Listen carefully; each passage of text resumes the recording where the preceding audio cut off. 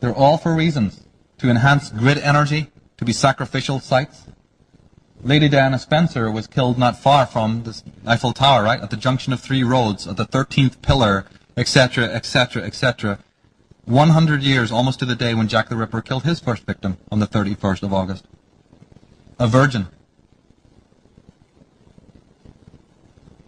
Right? Lady Diana Spencer represents the virgin, right? In occult terms. The whores that Jack the Ripper killed represent in esoteric terms a willing victim or a sacrificial victim.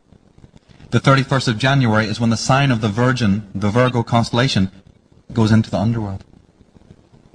On that day. The Virgin constellation of Virgo descends into the underworld. They take out the Virgin then.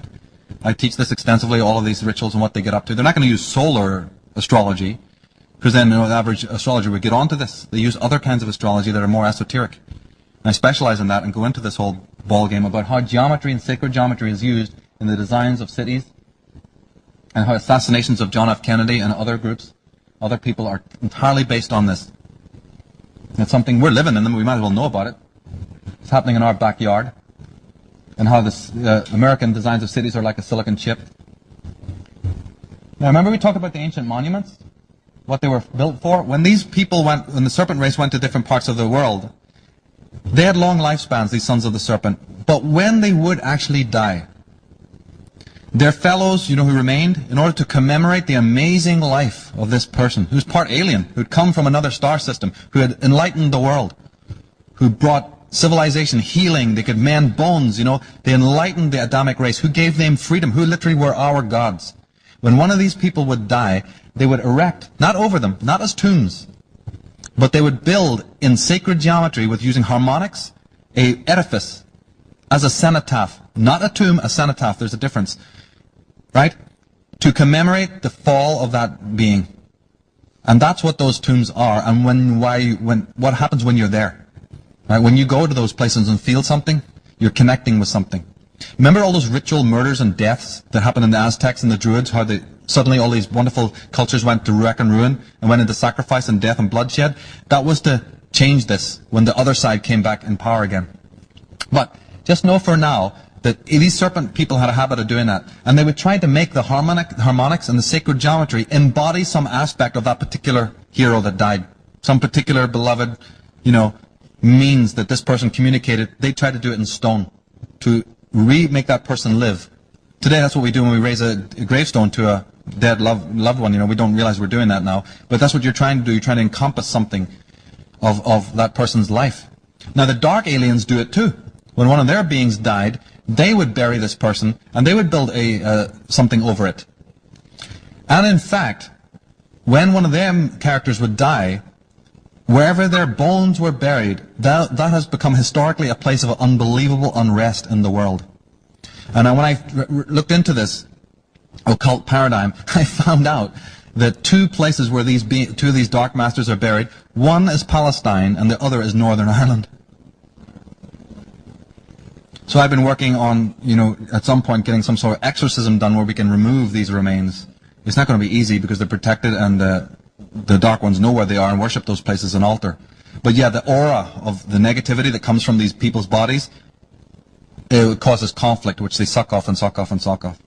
Now, interesting too, because the White Brotherhood, where they're buried, is always feelings of great peace and protection, So when you remember, when you're talking about earth changes, some people are fanatical about earth changes and where to go, if there's going to be earth changes. I personally don't buy into that, and I'm not of that disposition, but I have respect for those who do. Well, one of the things is these monuments, their very positioning is of interest because they have protection around them.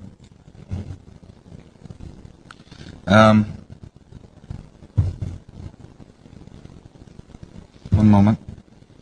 Come to the final part here.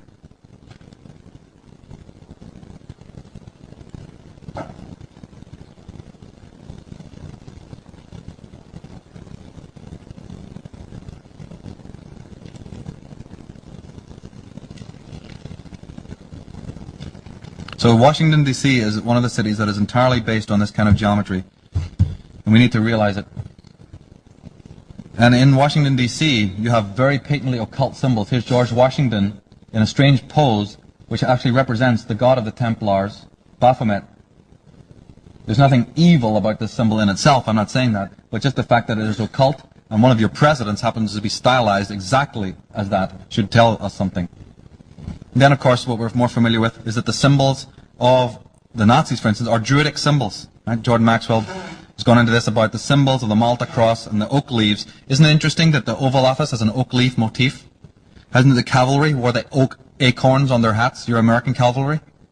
How the Russian on their lapels, the Russian generals wore the oak leaves, the French around their hats, so the gendarmes wore the oak leaves. I mean, wait a minute, half these people were meant to be enemies at different times, how come they're wearing all the same symbols? Yeah, they look enemies on paper, that's about it. The skull and bones, used by the pirates, used by the Yale University people, right? The swastika. We don't have time to go into all this now, obviously, but, and here is the symbol of your Smithsonian Institute, a black sun.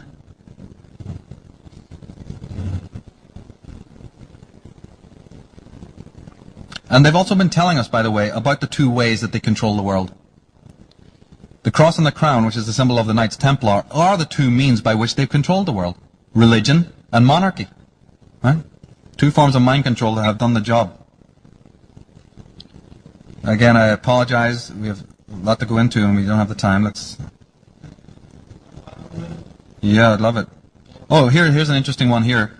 Here's the serpent itself, right? And look beside it is the swastika. Remember I made an anecdote earlier on about how the swastika was a serpent? This comes from the Picts of ancient Scotland, using the swastika, the Malta cross, and the serpents. You know why? Anunnaki, as I said, was a bad translation. The word Nazi, one of the 8 children of the mother goddess Ninharsag, right, who's Sumerian goddess of the Anunnaki, Nazi was her son, one of the 8 children. 8 children. See that? The children, one of the children of an Anunnaki member was called Nazi, or Nazi. Nazareth was the hometown of Jesus Christ, son of a virgin. Nazareth. Because Naza meant Nagar, it comes from Nagar, or the serpent. Priests. Now we have been told all along what's going on. When they're talking about nuclear war, atomic war, Cold War, and Star Wars, those very terms tell you that they're not dropping bombs on you from space. They're working inside. Nuclear and atomic imply something. Cold implies something. We're looking for reds under the beds and, atom bombs to drop from the sky, and all the time they're working on us inwardly, atomically, genetically. The whole thing's been a genetic war. Because remember, part of the journey to build the hardware is not just to get out of the planet. What also did they lose? Was the ability to do gene research. Does that ring any bells? What's been coming of vogue very recently? The very same thing. In the Bay Area, California, right here, most of the companies are not silicon-based. They are genetic and orientated. Many of you work there, you know this. 3/4 of them are gene-orientated. And then you have satellites, and then you have silicon. So they're doing it, and they've been telling us all along in the terminology. The rituals of blood. I really specialize in this a lot. It's a fascinating subject in itself. But please realize that the Holocaust, do you know the word Holocaust in Yiddish actually means burned sacrifice? Right? John F. Kennedy, Guyana, Waco, Heaven's Gate, Columbine, Lady Diana Spencer, these are all specific rituals of blood. Yeah, same thing. Now this maniac, who's under mind control, yeah, he is operating from the Saturnian cult point of view. Remember how all the victims had Nike clothes on and Nike shoes?